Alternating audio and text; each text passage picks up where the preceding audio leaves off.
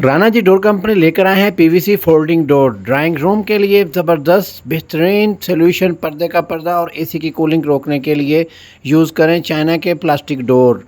TV launch, drawing room, TV launch, किसी भी hall में, गैराज में, लिविंग रूम में लगा सकते हैं। मुख्तलिफ़ कलर्स इसमें दस्तयाब हैं, मुख्तलिफ़ डिज़ाइन दस्तयाब है। इसकी मैक्सिमम हाइट 8 फुट होती है, चौड़ाई आपकी मर्ज़ी के मुताबिक मिल जाएगी। स्टेयर्स पर भी आप लगा सकते हैं, जैसे आप ऊपर वाले पोर्शन पर जाते हैं स्टेयर्स के दरमियान भी लग जाता है। इसकी कूलिंग भी रोकता है, पर्दा भी करता है। पाउडर रूम के लिए भी बेहतरीन चीज़ है।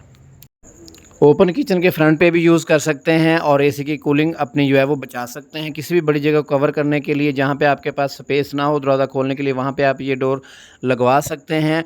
मज़ीद मालूमात के लिए अपना नाम और शहर का नाम व्हाट्सअप करें 034188888688 नंबर पर, और शोरूम विज़िट करने के लिए Shadbagh interchange, ring road, Lahore.